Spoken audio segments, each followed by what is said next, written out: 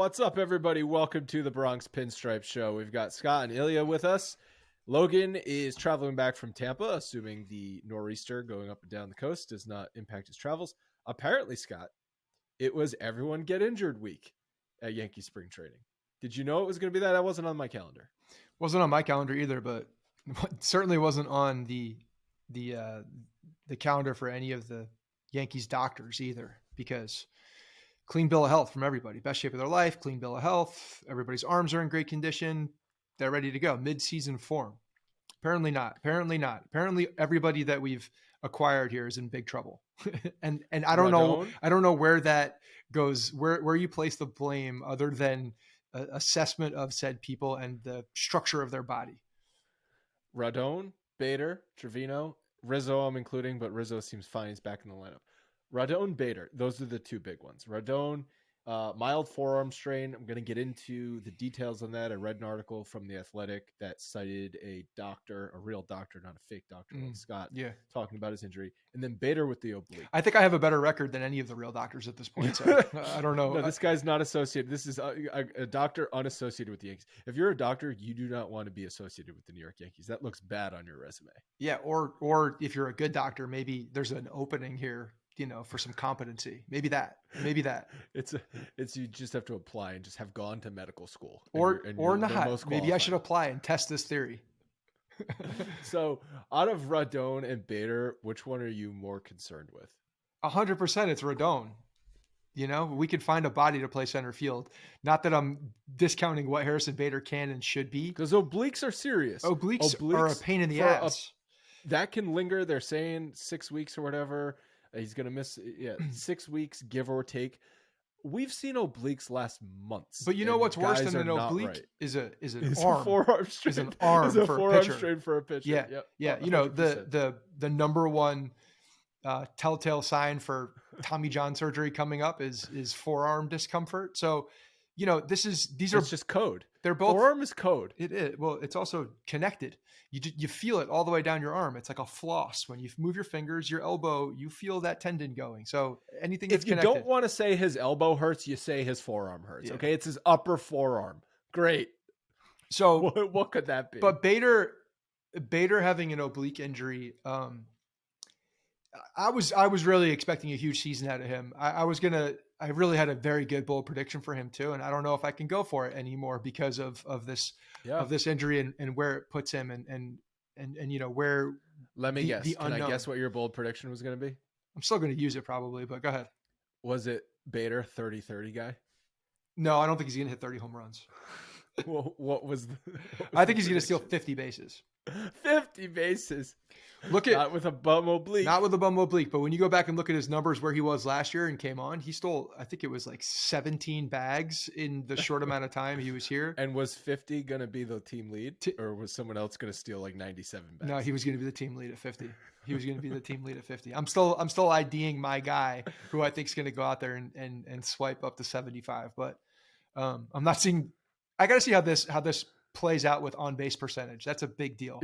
That's a big deal. You got to get on base to steal. Yes, got to get on base. Well, first you need to be in the lineup. That's true. And second, you need to get on first base to steal. You need to not have oblique injuries to actually find out what you can do on the field. No, but it's the Rodon thing. And he's saying all the quotes of I'm here to pitch, not in the to the All-Star break, not in the regular season, but in October.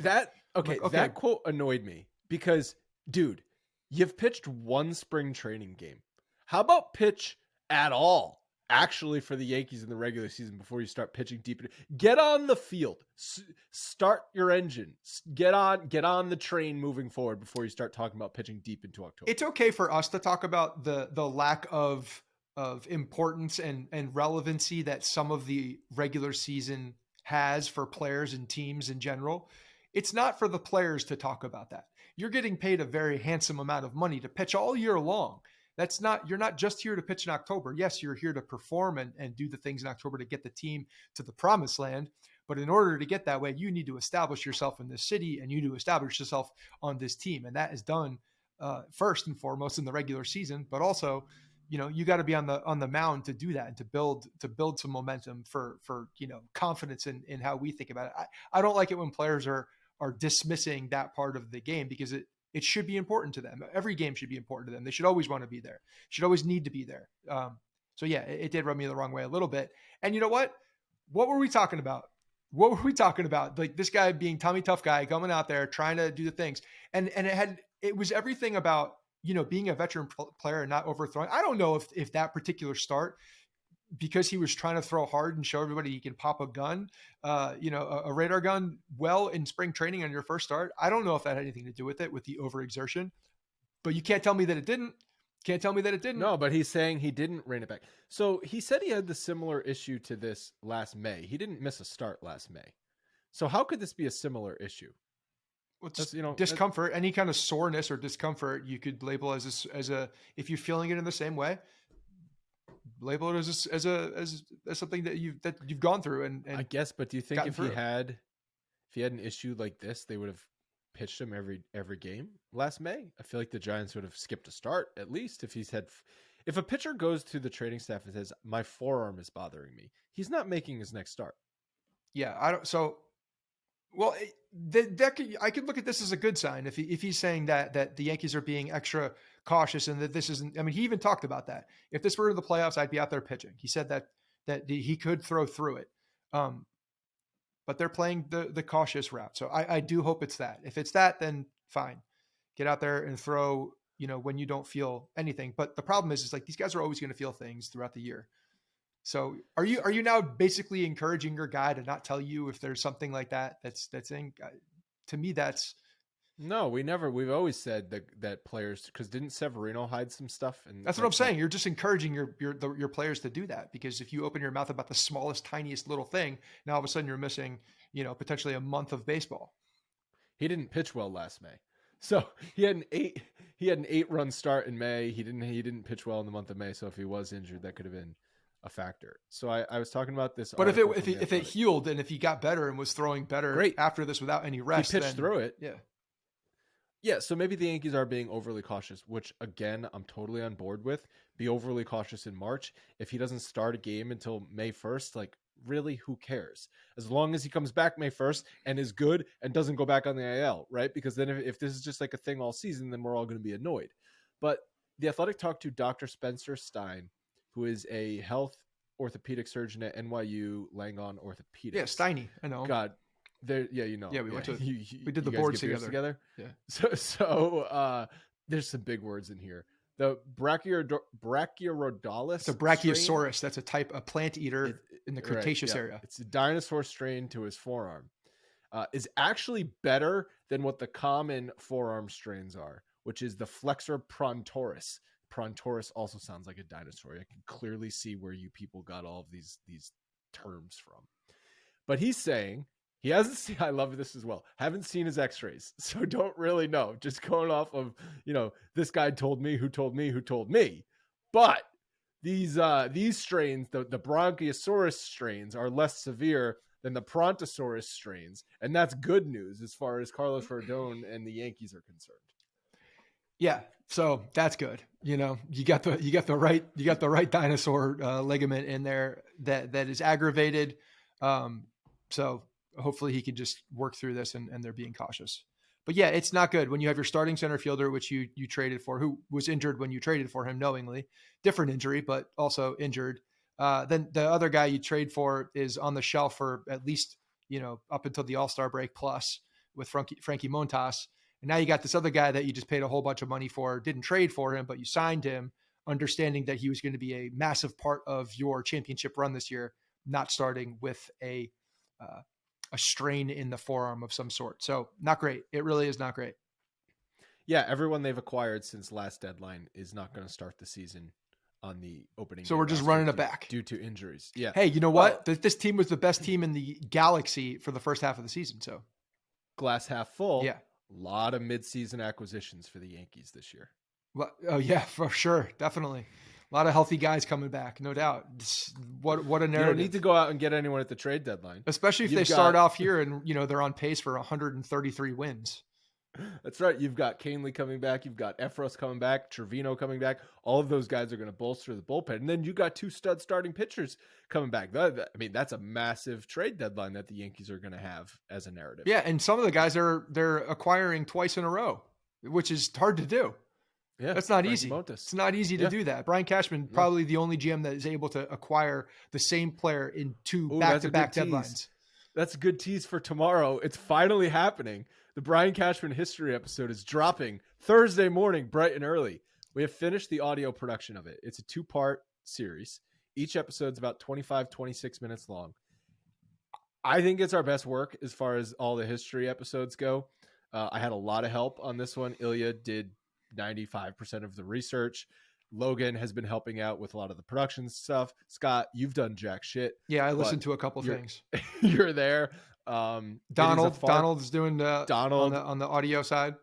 Our audio editor, Donald, who has edited the thing 11 different times and added pause here and remove pause there. You know what I forgot as I was doing it? So when I did these, I did one every single week for whatever it was, 20 straight weeks during the pandemic. And it's really because I had nothing else to do. And so I just like poured myself into that. I loved researching for it. I loved writing them. I loved obviously putting them out and like constructing like the audio clips and everything. The one thing I absolutely freaking hated doing was recording it. I hate just like, it's not like I'm necessarily reading a script, but they are scripted. But just like you do it in a conversational tone. So I'll and that's what I'm going. I'll throw you some flowers here. It takes forever. It still takes for freaking ever to do. Yeah, they sound good. They're very conversational in tone and the way that you deliver them. So they're engaging. I know you 86 the music. I did like the music. I thought it added some cool stuff to it. You probably need like a lot more time to put the exact right music under the exact right thing, and that's probably too much of a blanket across it. So I understand that. It's hard to do. Scoring stuff takes a lot of time and John Williams was busy. He didn't do it. But no, I think it's really good. I think it's good. And there's going to be a visual element to it as well. So yeah, I'm excited for them to come out. Yeah. So Thursday morning, part 1, Friday morning, part 2, definitely check it out. Would appreciate all the support. Talk about it on social, share it with people. It's obviously an evergreen episode. You can listen to it at any time, but it covers Cashman's entire Yankees career up and from the moment he started interning with them back in the 80s all the way up through basically today. So really excited for that to come out. And I think you were talking about him being the only GM to be able to acquire the same starting pitcher in back-to-back trade deadlines. Yeah, and that might happen because of Frankie Montas. And relievers and center fielders. All of the above. So we've been joking about the Yankees medical staff, but do you think this is a bad coincidence that all of these guys are injured, or is this legitimately a breakdown in their evaluation process that has caused them to acquire guys that are damaged goods? It's either a breakdown in their evaluation process, or they're purposely looking the other way for some reason. For some reason, like they can't not have known that Frankie Montas had some. That's the big one. Yeah, I mean, it's just everything was right there. He even said that he wasn't healthy just recently, talking about that. And I'm like, yeah, Frankie, we all knew. Everybody who watches the team every day and was analyzing everything that this team does. Boone said it when they acquired him. We knew it. But we read that Boone quote from like August 2nd or whatever, basically being like, yeah, we know he's got a little injury stuff going on right now. It's like, okay. So it's either, it's hard for me to believe that they're completely missing the things, but they're certainly downplaying it, or they're being, on the less conservative side of what it takes to overcome said ailment. And that's the problem. The problem is them diagnosing what it takes to get back on the field at a high level and stay there. That's where they've been wrong. So, and going back to it goes back to Luis Severino with, not getting an MRI after that one start and him having some discomfort. And then all of a sudden he's gone for 2 years. So it's the evaluation piece. And then like, okay, how are they getting back to be a contributing asset back to this team and sustainable? That's going to help us not for the next 3 weeks, not for the next month, but for the rest of the season into the playoffs. And they have not proven that yet.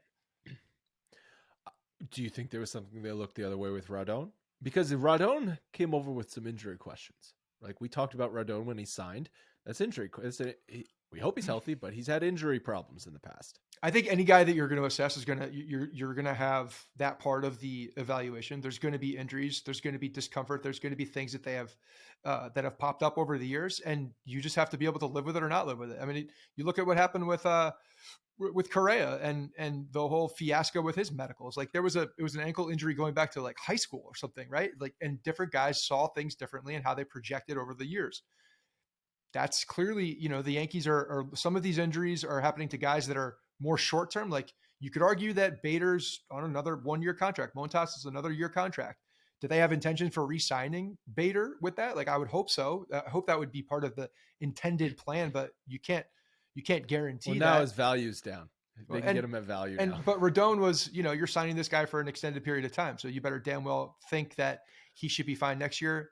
And 3, 4, 5 years into the contract. Remind me what Bader's injury was when they acquired him. It was an ankle. Plantar fasciitis. I thought it was an ankle. Fasciitis. It was a lower foot. Yeah. Lower leg. Lower foot. Lower leg. Lower leg injury below the knee. I thought it was an ankle. Yeah. So this is obviously different, but he was in a boot when he came over. That's all I remember. Injury issues again. There should be a lemon law, right? Yeah, right. Basically, you haven't even driven the Rodon car off of the lot yet, and it's already injured. It's like you're pulling this around from the back of the dealership, and you don't even get to the stop sign at the parking lot before this thing breaks. But you know what the lemon law says? The lemon law says you have to disclose all of the problems with it. You can still sell a shitty car that doesn't run well, as long as you tell the buyer that, hey, it's a shitty car and doesn't run well. If you want to buy it, it's on you. But it's not like these guys didn't know about these things. We knew about them, so they knew about them. This is a different case. This is a case of either too many medical people that are looking at and being overly confident with how a recovery is going to go, or just missing something in the way that they're diagnosing it. I'm not saying they're missing the injury, but the way that they're diagnosing it and its prognosis, it's been a problem, and it's been a problem for years. It's 5 years. It's been five years of poor injury management from the Yankees, whether it's guys that are in their own system, guys who are on the team, or guys they're acquiring. It's poor injury management. Now, the only barometer that I have is the New York Yankees, right? So I don't know. I don't pay enough close attention to some of these other teams across the league to see if, everybody's going through similar situations. I don't know.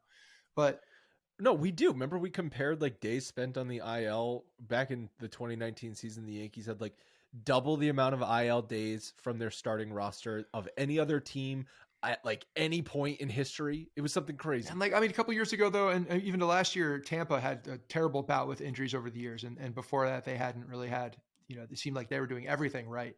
But recently they've caught a string. So I don't know how rampant it is across the league and just how much of a quick hook some of these teams have with sitting their guys. But clearly with Rodon, like that's a guy that you have to be careful with him at this point. You haven't run him out yet, and he's on a long-term contract, and he's supposed to be your number 2 guy. Like, I get it. I get it from a Yankee side. It sucks, and I don't want it to be this way, but they do have to be cautious, whether they missed something or not.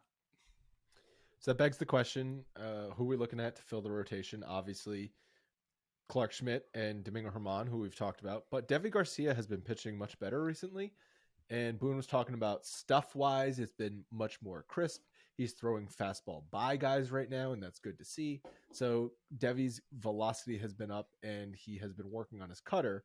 And in spring, 7 1/3 innings pitched, 2.45 ERA, obviously limited time. But this, I guess, opens up the door for Deivi Garcia to make the roster in some capacity. Maybe if they don't want to have both Germán and Schmidt in the starting rotation to start the season, which I don't see why they wouldn't. The one way they wouldn't is if Rodon is really progressing well and he's going to make, say, the 3rd start of the season or something like that. And you don't want to have Germán stretched out and then go to the bullpen, or the same thing with Schmidt. You'll just keep one of those guys in the bullpen, and then maybe Deivi Garcia gets a shot or something like that. Yeah. And I mean, don't forget, like the first month-ish of the season, they could be much more flexible too in the way that they're handling the rotation. They don't have the depth to do that now, but he could have been up for a spot start if they wanted to give another guy a day of rest in the past. They don't have that luxury now with another guy down there. Like Deivi Garcia was that guy, but he may be relied upon a hell of a lot more now. But You know what the glass, again, looking at this with rose-colored glasses, not really glass half full, rose-colored glasses, Clark Schmidt's going to get an opportunity to show what he can do. And that makes me excited because he's a guy that I do want to see, especially with this new pitch. I want to see him get that opportunity and see how he can do. I'm hopeful that he can take advantage of it. We a couple episodes ago we were talking about Devi Garcia, but he still has one option left, right? That was misinformation that was going around Twitter. So Devi's got one option left. So we thought he didn't have options, but he does have one option left. So that opens up a little flexibility there. I wouldn't be surprised too if you look at look at the scrap heap of starting pitchers and who's doing well. Hey, Matt Harvey pitching really well for Team Italy right now. Needs a home. The Dark Knight. I love when guys are just like, yeah, my grandfather is Italian, so I'm gonna go play for Team Italy. I couldn't make the USA team, so I'm gonna go over this way. Didn't A-Rod play for both US and Dominican? He did. What are your thoughts about that? Of course he did. It's when it happened. It is the most A-Rod thing of all time. When it happened in real time, I'm like, this makes so much sense. What a fucking tool bag. What an absolute tool bag. Just pick one. I don't care if you play for the Dominican. I don't care if you play for Team USA. Just pick one. No, he's got to pick both. He's got to piss off everybody, and try to appease everybody. He's trying to appease everyone. He's trying to appease. And in the process of trying to appease, you piss everybody off. Yeah. Such a classic move by him. I don't know why that just popped in my head. Because you know why? Because Matt Harvey would be somebody to play for Team USA and Team Italy. Yeah, he may have. Did he pitch for USA ever? I don't know. Maybe he did in the last one, Ilya, if you could look that up. And freaking Team Japan, because his mom went over to Japan and got her citizenship when she was. His great grandfather was stationed in Okinawa at one point, Japan. Yeah. So it is March. Were you aware that it's the month of March? I was aware of that. Yeah. It's been that halfway. We're actually halfway through it. Yeah. Do you know what happens in March? My dad's birthday is today. Happy birthday, Dad. Happy birthday. He doesn't listen to this, but happy birthday. And the first day of spring happens, which is my brother's birthday. Okay. A few other. St. Patrick's Day is another one. St. Patrick's Day. That's what I was going for. St. Patrick's Day. St. Patrick's Day, the color is green. Mm-hmm. Do you know what else is green? Athletic Greens. AG1, baby. How about that transition? Beautiful. Professional. AG1 is a daily supplement that's packed with 75 high-quality vitamins, minerals, whole food sourced ingredients, probiotics, and adaptogens to help you start your day right. Many, many benefits. I've been doing it for months. We both have. I think the first package they sent us was in October, so going on whatever that is, 5 months now. Supports my mental clarity and alertness, promotes gut health with pre and probiotics, better sleep quality and recovery, and it boosts energy. Last week I talked about taking those travel packs to Vegas. Those were a game changer. Being able to wake up in a crappy Vegas hotel room and know that the first thing you're going to put in your body after destroying it the night before is something healthy. It just makes you feel a little bit better about your decisions from the night before. AG1 contains less than 1 gram of sugar, no GMOs, no nasty chemicals or artificial flavoring. It's affordable. Each serving costs less than $3. That's a very small price to pay for all of the good stuff you're putting in your body. It's easy. If you're like us, things are easy. Like I said, I took the travel pack with me. It's a tiny envelope size that you can just put in your backpack. It doesn't take up any room. Athletic Greens has over 7,000 five-star reviews and is trusted by athletes and health experts around the world. Go to athleticgreens.com/pinstripes for a free 1-year supply of immune-supporting vitamin D and 5 free travel packs. Again, athleticgreens.com/pinstripes. Also in the show notes, if you want to check it out, I'll have the link so you don't have to write it down. All right. We mentioned Harrison Bader and his injury, but let's talk about options for center field if Bader is going to be out for... Oh, what's your guess on the date when Bader makes his season debut? In my brain, I was thinking May 1st. When I saw this news, I was like, if he's back by May 1st, I feel like I will sign up for that now. Yeah. They're saying he's only going to miss 2 or 3 weeks. of the regular season. So I'm buffering another 2 weeks. Yeah. I'm really hopeful it's on the 2-week side. So I'll go the other side and I'll say, the 20th, April 20th. Give me that. Okay. Whatever the next game is after April 20th, if there's not a game on that day. 420? A little 420. A little 420 action. Nice. So Judge is expected to play center field, with right field getting filled by a combination of Hicks, maybe Estevan Florial, maybe Oswaldo Cabrera.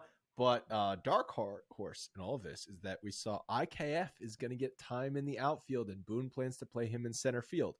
IKF has been working with the Gold Glove caliber outfielder Nick Swisher this spring. Oh, Nick Swisher never won a Gold Glove. Got it. Okay, you couldn't have found someone else. I understand Nick Swisher is in Yankees camp. He's whatever, an assistant to the traveling advisor, and he's a cool guy. I like Nick Swisher. We're going to him for outfield defense advice? Really? I mean, sometimes you have the coaches are not always the best players. They don't know how to do it, but they can tell you how to do it. They know how to execute it, in theory.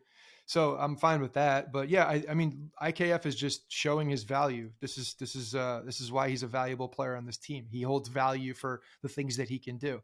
Not to say that he does one thing very well, but he does a lot of things pretty good. And when you have a guy like that can fill in when your medical staff is continuously, I get that screwed up a lot. When they're wrong a lot, you need a guy that can play multiple positions to cover your ass. And he's that guy. He's going to he's going to get on base a lot. He's going to steal bases. He's going to play pretty good defense at multiple positions. So he's valuable on this team for that purpose. He's a utility guy.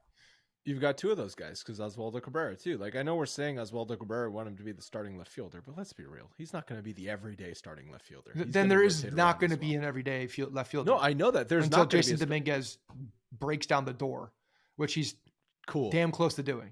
Close. He'd let the Martian mash. So I think, though, between IKF, Cabrera, Judge, Hicks, and Stanton, that's five. Was that 5 or 6? 6 guys that I listed, not including Bader.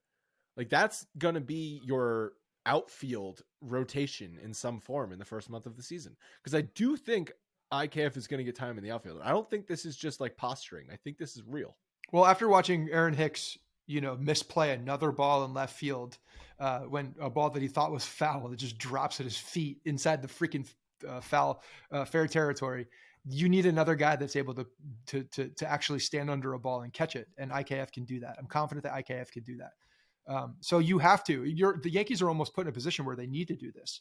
Especially if you're going to give, because you still got to believe that they're going to give Cabrera a good amount of run in left field to see how he can do out there in left field. Like if we're looking at primary left field, it's going to be Cabrera and Hicks. Agreed? Like, that's going to be the quote platoon, if you will. But that's who's going to be out there. I thought that was the case when Bader and Judge were both going to be playing, but now that that's not the case, I don't think there's going to be a primary anything. I think they're going to be pure, obviously Judge is playing almost every day, but the rest of the guys, I think it's just like pure rotation. Well, the two of them, because you're not going to play Judge in center field 6 days a week. No, but they're going to play Judge in center field, 30% of the time, probably, if Bader's not there, if not more than that. Who's the rest? And then, yeah, that's what I'm saying. Like, left field is going to be, I think that they stick IKF probably in right field, and then left field would be Hicks or Cabrera, and then whoever's not playing there on a day that IKF is not playing or playing the infield, they'll put them in right. Who plays center when Judge doesn't play center? Okay, so Hicks is he's the only guy that has center field experience besides Judge. Florial. Is Florial going to even make the team? No, I don't think so. No, I don't think so either. The guy can't hit in the major leagues. He could be there. He could be one of these guys that's up for a bit just to get some. He doesn't have any options left, right? I think he's out. Florial? Yeah, he was another guy we were talking about options. So he could be a defensive guy in the beginning until Bader gets back, and then you just here's DFA the thing, because if Judge is playing center field 30 to 40% of the time, that means Hicks is playing center field 60 to 70%. That's a lot of Aaron Hicks in center field. Yeah. I mean, is IKF going to magically all of a sudden be able to play center field? No. That to me, I understand what they're doing. It's like, we're going to put him in the outfield. Let's just throw him in the deep end and see if he can swim. But I would be very surprised if IKF plays a major league regular season baseball game in center field. Understanding that Estevan Florial just doesn't have a ton of value anymore on this team or really anywhere else. I could see them using him in the first month of the season as a defensive guy to get in there so that Judge isn't playing every single day, because Hicks is not a center fielder right now, but he's the only one there really with experience. I could see him. Florial is a plus defender. He's a guy that can you feel good putting him out there defensively. It's just on the offensive side, you're not getting much. So they could do that and then just be fine with DFAing him when Bader is back and when they're comfortable, unless they catch lightning a bottle and then all of a sudden IKF becomes expendable a little bit easier. And you have a defined, fifth outfielder in Florial. Do you see this outfield being a problem? Because it was already kind of, I know we love, on paper, we were like, oh, Judge, Bader, that's a great right field, center field option. And then hopefully a left fielder will emerge. And then maybe Stanton can play we didn't even mention Stanton. Maybe Stanton can play a couple days a week in the outfield. But you see one guy goes down, Bader goes down, and then all of a sudden the outfield looks like a cluster. Anytime your center fielder goes down, it's a problem. The Yankees have a luxury that a lot of teams do not, and that their Gold Glove right fielder can also play Gold Glove center field if you need him to. So no, defensive metrics were not close enough. You got a guy that can hold it down in center field for the time being. It's just not an ideal situation. You don't want him roaming around center field for an extended period of time. So I would say that yes, they're plus defense, and yes, we should be excited about that, because when Bader's back, he's one of the best defenders out there, and you do have a complete lockdown center and right side, and you have athleticism with Cabrera in left field. So yeah, I think it's still fine. They're still in a decent spot, but especially if Florial's defending and he's roaming the outfield, and that's the position he's playing for the early part of April and possibly into May, just until Bader's back, then you can live with that, because he's a plus defender and he does help out. You'll see him affect the game on the defensive side. Whereas if you had someone out there like Hicks, who the hell knows, he's going to turn around 5 times to catch a routine fly ball, he's going to be a liability out there and could be a negative, DRS guy. As we're just talking through this, maybe Florial makes the opening day roster purely for center field defense. And we've seen that guy has been on the Yankees for a very long time. He's the man of a million faces, but he's that guy. He's the Brendan Ryan shortstop. He's the outfielder. He's the, so it would make sense for him to be there. Again, this is the type of guy that he's not there for his glove.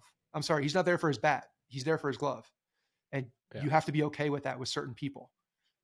Usually last guys on the bench. So when Aaron Hicks dropped that second fly ball, was it sunny out? Was that the problem? Yeah, I think he lost it, because then the next one he was like, "Oh, I can't see it," and then he caught it, but he made it really, really look like it was painful and struggling, like the sun was, going through his sunglasses and he was getting stabbed in the eyeballs, but he still caught it. Do you think he was wearing his Shady Rays? He wasn't. Do you think he wasn't wearing his Shady Rays? He was not. That was the problem. Yes. Yeah, freaking Aaron Hicks. Not listening to the Bronx Pinstripe Show. If he'd been listening to the Bronx Pinstripe Show, we talked about Shady Rays. He couldn't have gotten a brand new pair of Shady Rays for an awesome deal, and he wouldn't have dropped that fly ball. It's a real problem. Wear them on the golf course and on the baseball field. It would have been perfect for him. Kick off this. Do you know who he's married to, by the way? Aaron Hicks? Yeah. No. Cheyenne Woods, Tiger Woods' niece. No way. Yeah. How is that not more talked about? I just heard it in a broadcast. Recently. And I felt like at that point, I'm like, did I know that? I felt like I knew it. I didn't know that. But yeah. So that's where his golf game got him in the Woods family. Not bad. We know Aaron Hicks. That's the best thing about Aaron Hicks. The most impressive thing Aaron Hicks has ever done. Between Aaron Hicks being a scratch golfer and the Woods golf gene, didn't Aaron Hicks have a baby recently? Like that kid, I'm calling it now, being a pro golfer.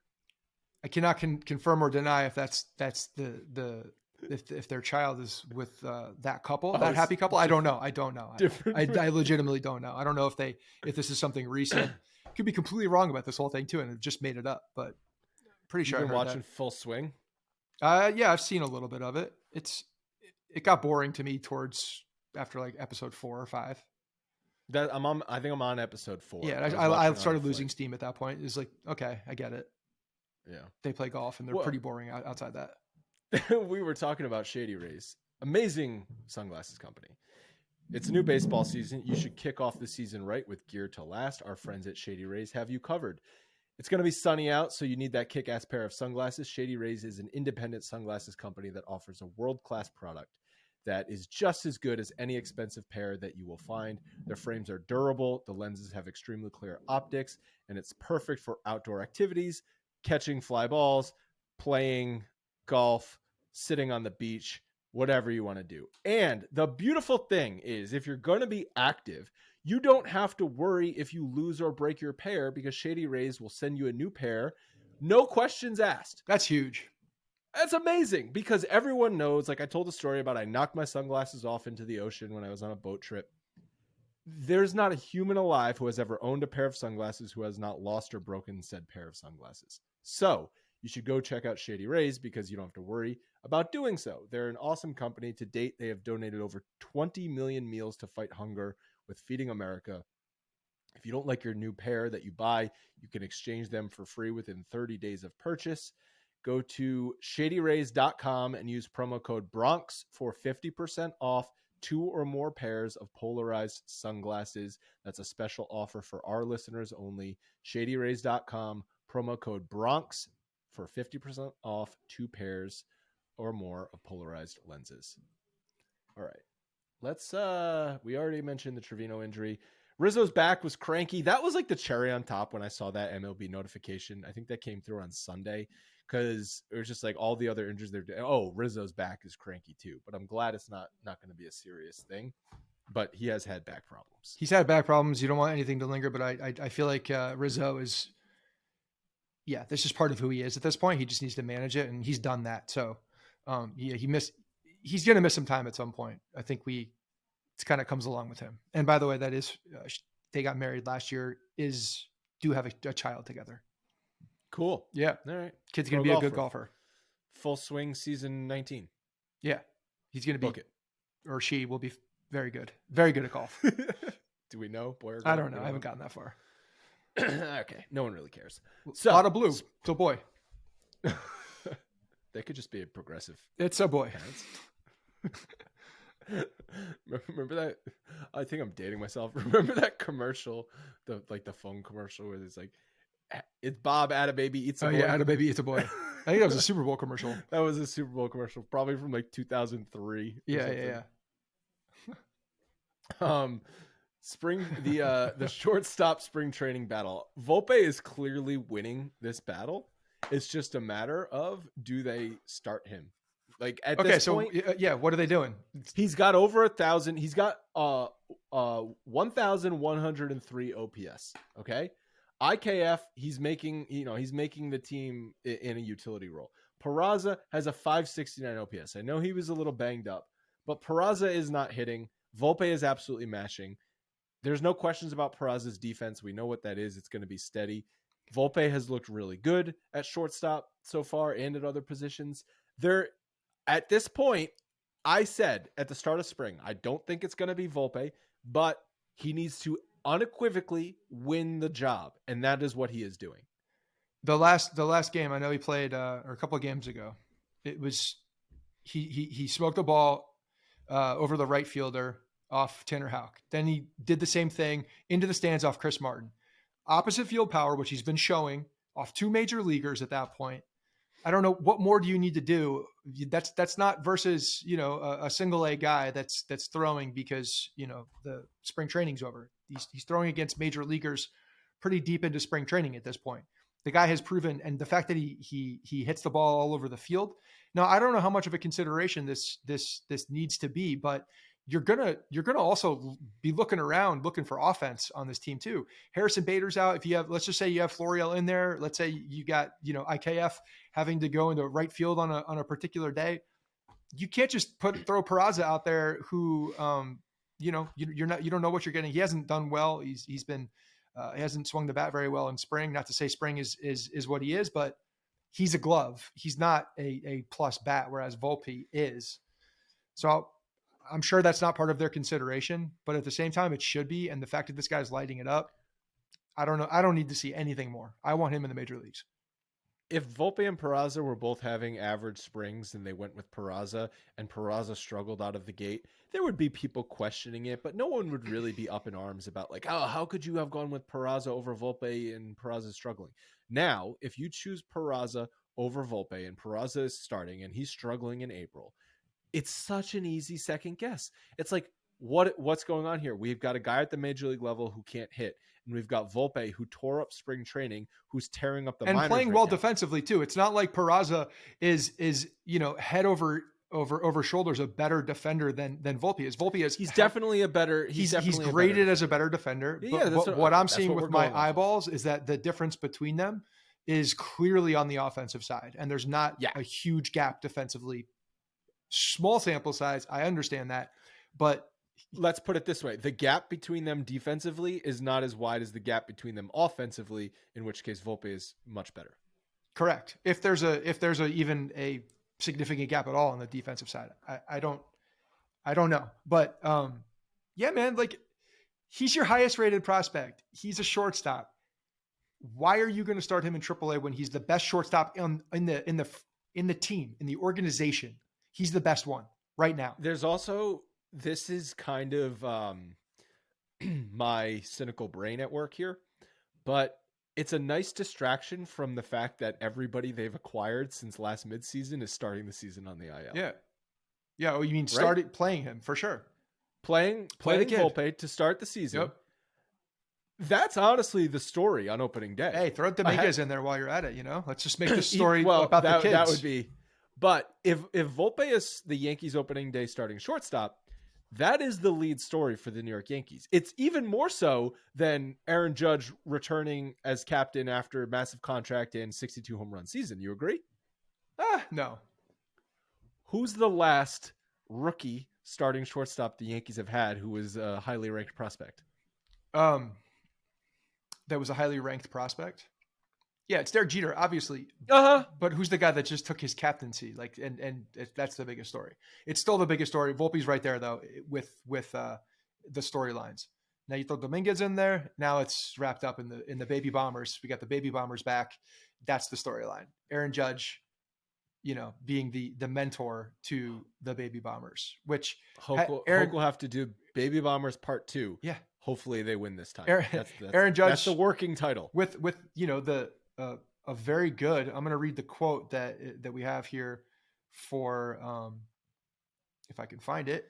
The Baby Bombers Part 2. Judge quote. Hopefully they don't regress terribly like Gary Sanchez did. Who is Judge talking to at this point? I don't know if you know who he was talking to, but on Volpe making the opening day roster. And this is we'll see. We'll see how much weight the captain of the New York Yankees, the newly appointed captain of the New York Yankees, has on any roster decisions. But he says, I think he's got all the makeup tools. He checks a lot of the boxes defensively, offensively, tough at bat. He's got the speed, which is a big factor now in the game. My thing has always been, if you're the best player, it shouldn't matter your age. You should be up helping the New York Yankees. Doesn't matter if you're 19 or if you're 41. That is Aaron Judge saying that Anthony Volpe should be the starting shortstop on opening day. That's exactly what that says. Yeah. Right. No, there's no ifs, ands, or buts about it. Like that's pretty definitive. That's definitely what that says. Yeah. So he's saying it, I don't know if that means that there is talk about that actually happening. But if the guy, the leader of your team, the guy that you just signed, for the duration of his career, appointed him as the New York Yankees, thinks that guy should be playing shortstop, that should tell you, that should say something. You should take that into consideration. I mean, do you think they take that into consideration? They absolutely should. It's not like he's making the calls, but your guy on the field is saying that this guy's ready. He's ready. And he gives us the best chance to win. And that's why I'm here. I'm here to win. And that's what the fans deserve. The fans deserve a winning team. They deserve the best product on the field. And if that kid is in Scranton, then you don't have the best product, because clearly he's the best shortstop in the organization right now. And I don't think many people can dispute that. The Baby Bombers, parentheses, don't tinker with every part of their game, causing them to be mentally weak and thus sucking. This one's real. Working title. If you put some music under it, it might sound better. All right, let's pause there. 44, 47 for the baked in ad.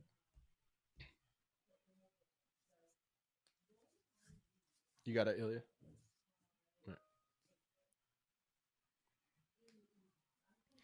All right, a couple more things before we wrap up. Nestor Cortes through batting practice, and he's going to be making his spring debut on Sunday, which should line up for him starting, some point early April, which is great news. Yeah, that is great news. I think that when we first heard that he was going to be left off the WBC roster because of an injury, that obviously our heads go to the gutters with timetables here. But I do think that this one really was, let's be precaution. Let's take caution. Don't go, on a more rigid travel schedule where we can't control the things that you're doing. And let's do this in Tampa. So yeah, I'm very, very hopeful. And I have a feeling he's fully healthy, ready to go. But so it's like you've got Cole and Severino to open the season.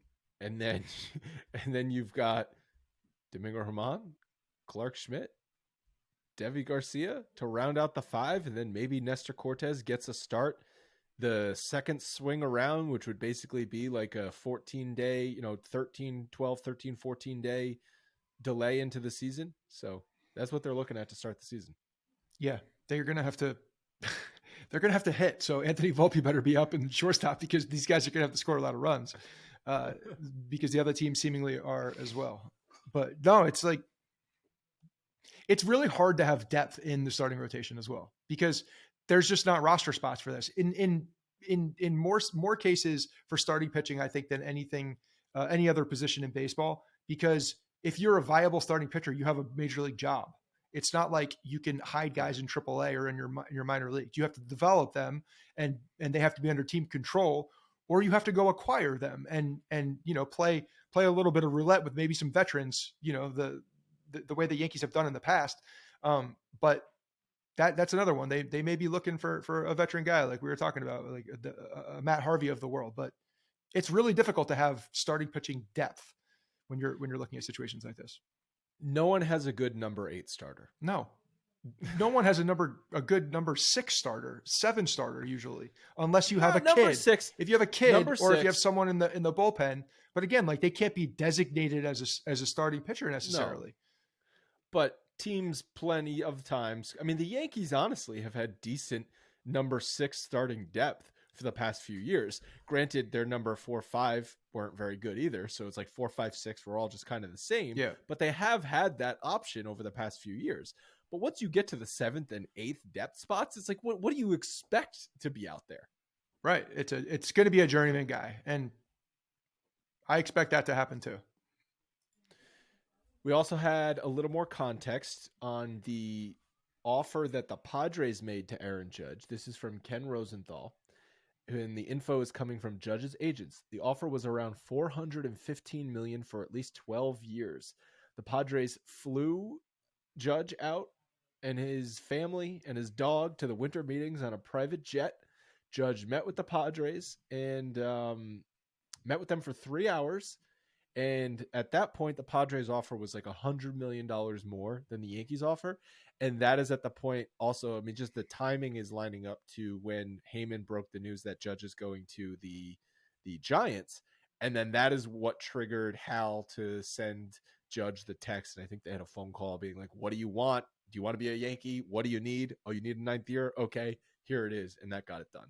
But could have been a Padre for $415. I mean, he turned down a lot of money. That's a lot of money that he turned down to stay. And he's not. I'm so glad that he did that. Obviously, for many reasons, because he's one of my favorite guys. I want my kid to grow up watching Aaron Judge play baseball like that.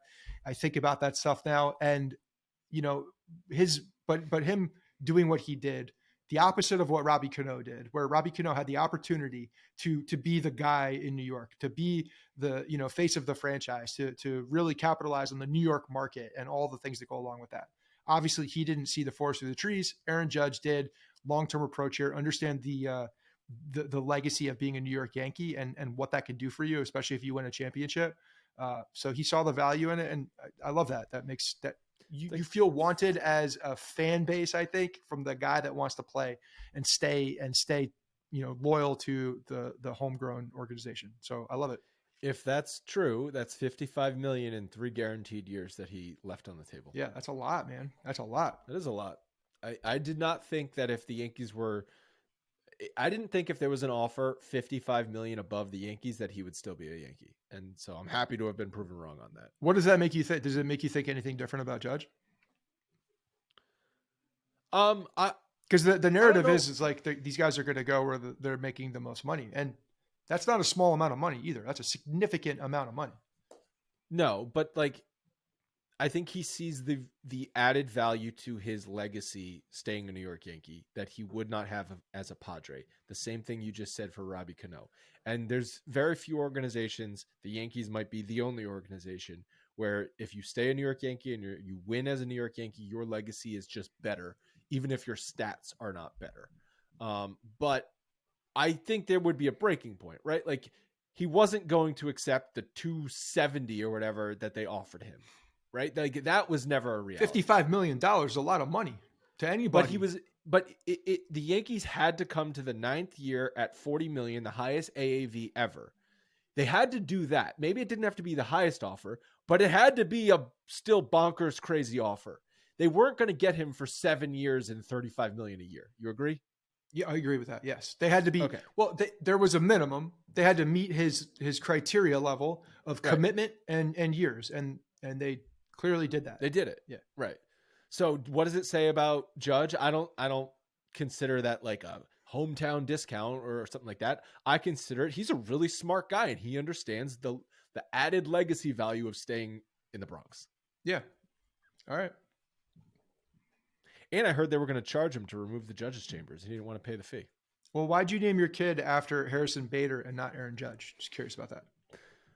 Pretty sure Harrison was born before Harrison Bader was a New York Yankee, and now Harrison Bader has an oblique injury, so I got to change the kid's name. What is Judge's middle name? James? Is it Aaron James Judge? I don't know. Middle name? Anyway. WBC. You got any thoughts about the WBC?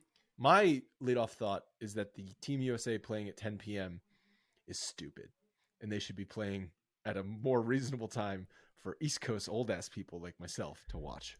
I don't know if this is a me problem or if this is something that other people are struggling with at some points, but I'm having a hard time like finding the games sometimes. You know what I mean? Like, it's on Tubi. Some of them are on Tubi. Some of them are on the Fox Sports app. It's like, okay, I don't know how many people have cable anymore. I don't. So I got to like filter through all these goddamn apps. Yeah, I don't have cable either. It's becoming more of a challenge. When the March Madness games are on like True TV and stuff, right? It's like the March Madness. There's always games on random. Why can't everything be through the MLB app? Why can't they license that shit out so that it goes to the Tubi broadcast or the Fox Sports broadcast from MLB? So I can just go there. I know if I want to watch baseball, I go here. This is where I'm going. I don't got to find out. The commercials are still going to hit me. You're still going to get the license. That's a really good app idea. It's just the baseball game app. Watch baseball games. That's the app. And then all it does is you go on there and you're like, oh, I want to watch the Team USA game. I want to watch the Yankees game. It just takes you to whatever platform is actually broadcast. But that's exactly what it does currently. It just takes you to a regional sports network. Yeah. But only if it's broadcast, but it doesn't do that if it's an FS1 broadcast. You're right. It gets blacked out. It gets blacked out because you got to watch it's because the commercials don't translate over. They have a different commercial. So just, sync up the commercials, do what you got to do. Please God, make them the same volume because that's a problem. And just figure that out. Like the radio broadcast oh my God, I'm listening to it. And then all of a sudden someone's screaming at me, about whatever the hell. So yeah, it's not that difficult. It shouldn't be that difficult in today's world. Just put it in the same place. You know, Have you seen the Great Britain jerseys? they're bad. They're really They're bad. So good. They're so good. It's like Little League jerseys. It's like the banquet jersey that you get. Like They're just, like, worse than that because based on letters. it's like they went into exactly. They went into the garage and did the stickum letters, and they made everything. It's so small. That's what's pissing me off. If you made that same font, just typical, it's like Arial font, and you just have it across the jersey, it would look better. But it's even small. It looks like it's a miniature. Like they didn't have funding. They didn't have funding for jerseys. Can we just make it larger? Just make it larger. It would be so much better. But the fact that it's so ridiculously small and it doesn't fit the body, it's so weird looking. It's so funny. It's so funny. They're getting mocked too, which is just great. Like the guy that's putting out joining a softball team starting next week. Jerseys look better than that. You're doing a softball team? Yeah, we're doing a green light softball team. Oh, nice. Is Chris actually playing? He is. As is Kyle. See, we're playing in a rookie league that's too. Unfair. That's unfair. You can't roll up with two former NFL players. Might be four. Might be four actually, because there's other guys in the area. But poor other teams. They just think that they're just like going up against like other 40-year-olds who are just gonna. Here's what I know. No. Here's what I know. I'm gonna sing Kyle along, ready to mash taters. I'm gonna position myself after them so that I'm not standing on third when they're up. Because if I'm standing on third, like my ass is my literal ass is facing the plate. Just so that if a ball does hit me, because you have no time to get out of the way at that point. But baseball is one of those equalizer sports where it's like, obviously, you're an NFL athlete. You're freakishly big, freakishly athletic. This is slow pitch softball. Yeah, that's true. Yeah. This is not baseball. This is slow pitch softball. Baseball is an equalizer sport, though, because you've got to have that skill. Baseball is more of a skill, right? It's like Kyle was also drafted by the White Sox. Oh, well, what the fuck? Yeah. So, as what position? He pitched, but he hit too. He pitched? Yeah, he's a big boy. Jesus. Yeah. He would scare the shit out of me if I saw that guy in the mouth. The Frank Thomas of pitching. Yeah, it's pretty ridiculous. He's an unbelievable athlete for the size that he is. But yeah, that's so I don't even know what the hell we were talking about, but that's I don't know. Softball coming up. Here we go. Oh, the jerseys. Yeah, they're better looking because they're bigger. That's it. Just make it bigger. Just make the thing bigger on the front of the chest, and you're fine. You know what? It's so small. If you don't have a good idea for a jersey design, make it awful, like historically bad, because like why not? But you have to have some creativity even to make it historically bad. They just didn't try, and they're like, it doesn't matter, but it does matter. It does matter. They mailed it in. Did they get out of no? They finished last in the pool, or they are currently last in the pool with USA, Mexico, Canada, Colombia. Who did they beat though? They beat Colombia. Is that who they beat? Someone decent, I thought. I don't know who they beat, but a couple of the pools have already been decided. Team Australia, surprisingly, like we were talking about this before we recorded. So Japan obviously was 4-0 in their pool. Australia is 3-1. Korea did not make the cut, 2-2. And I understand Australia has a pro baseball league, but I just would have guessed, Korea is another amazing baseball country that they would have gotten out of that pool, but Australia beat them out. So fun stuff. All right. That is going to wrap it up for today's show. Couple programming notes. Obviously, we already talked about the Brian Cashman episodes, Thursday, Friday. Check those out. We're approaching opening day in a couple of weeks. Ahead of opening day, we're going to be doing team preview episodes, and we're thinking about mixing it up this year since the Yankees are playing everybody on the calendar, somehow doing a preview for every team. Not an in-depth preview like we do for the AL East teams, but maybe a couple-minute preview for every team that the Yankees are going to see on their schedule this year. So that should be fun. Stay tuned for that. Those episodes will be published the week of opening day. Any last words, Scott? Just a quick thank you to everybody who is supporting Bevan, donated on her marathon donation page. There's a bunch of Yankees fans, a bunch of listeners from here. I'm going to get the whole list and call everybody out, but I know she's sending emails to everybody as that's happening. So really do appreciate that. It means a lot. And she is super grateful. She's been training her butt off, kind of pushing through some knee injury here. And, but she's got about a little over a month now until she runs 26 miles like a lunatic. A lunatic. Is she worried about the weather? No, because I haven't heard her say one thing about the weather. She's more worried about the 26 miles in front of her. Yeah, but like the weather, I mean, I've in people who have run marathons, because I know people who have run marathons, they're like always concerned about the weather. It needs to be a good running day. What if it's not? It's still 26 miles. For someone that's never done that Then before, it makes it extra shitty. yeah. If it's 75 degrees outside, Right. You're gonna die. You're gonna die. Oh yeah. You don't want it to be that hot, right? You want it to be like 50 degrees and sunny. Yeah. Yeah. No, I mean, weather certainly matters, and if it's like slippery, if it's if it's raining and you got that would suck, I guess. And I don't know. The great equalizer. I think for her, she just needs to push through it. Rain, sleet, snow. It's the first one. All right. Thank you guys so much for listening. We'll talk to you next week.